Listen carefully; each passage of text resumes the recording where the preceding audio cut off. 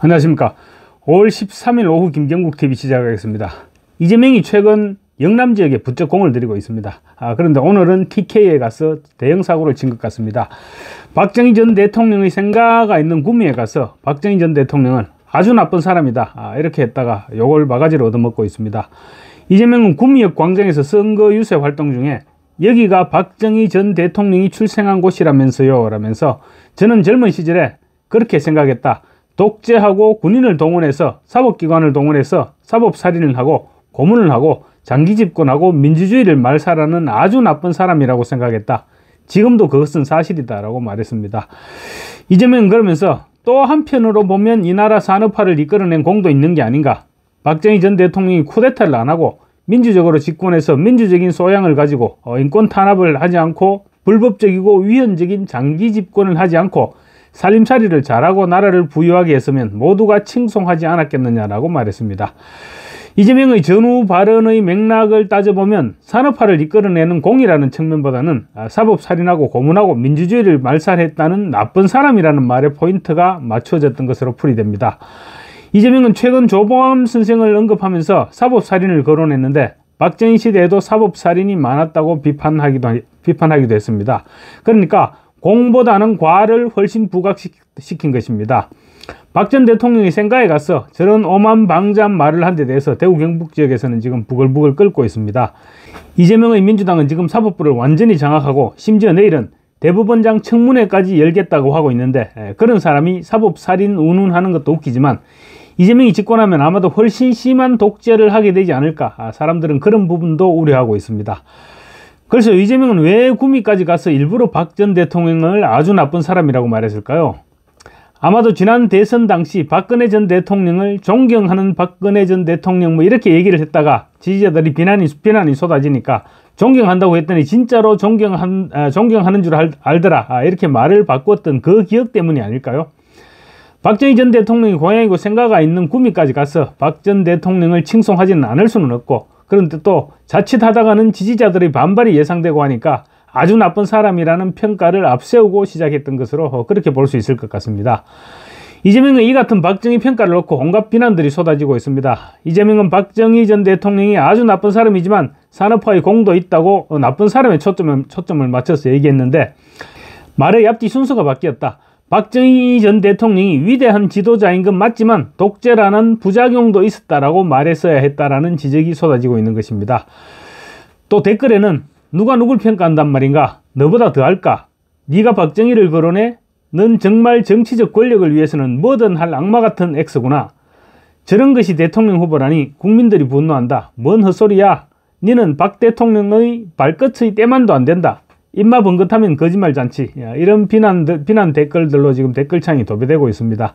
또 국민의힘 전신인 한나라당 국회의원 출신이면서 국회 사무총장까지 지낸 권오월 전 의원이 이재명에게 달려가서 중앙선대위 국민대통합위원장을 맡고 있는데 권오월 전 의원이 오늘 박정희 전 대통령과 유경수 여사를 끌어들였다가 역시 비난을 자초했습니다. 안동 출신인 권오월은 오늘 이재명의 구미 유세 현장에서 어제 구미에 와서 박정희 생가에서 대통령 각하 유경수 여사님 이번에는 누구입니까? 라고 조용히 여쭤봤더니 박정희 대통령께서 이번은 이재명이다 그렇게 말씀하셨다, 이렇게 유세장에서 마이크를 잡고 떠들었습니다. 그러면서 유경수 여사님께도 어떻게 하면 이재명을 대통령으로 만들 수 있냐, 이렇게 여쭤봤더니 당당하고 떳떳하게 기호 1번 이재명을 외치라고 했다면서 이제는 기죽으면 안 된다라고 목소리를 높였습니다. 보수정당에서 3선 국회의원의 장관급인 국회 사무총장까지 해먹었던 사람이 무슨 영화를 누리겠다고 저러는지 참 알다가도 모를 일입니다. 반면 국민의힘 김문수 후보는 어제 오늘 영남 지역을 방문하면서 자신감을 회복하고 투사의 모습으로 돌아왔습니다. 김문수의 시작은 영남과 청년이었습니다. 김문수 후보는 젊은 시절의 자신과 같은 생각으로 당을 개혁해달라면서 35살의 청년 김용태 의원에게 당을 맡기고 자신은 지지층에게 자신감을 심어주기 위해서 핵심 기반인 대구로 달려갔습니다. 공식 선거운동을 보수의 심장으로 불리는 대구에서 시작해 오늘 부산과 부산으로 옮겨가면서 이틀째 영남 텃밭을 다졌습니다.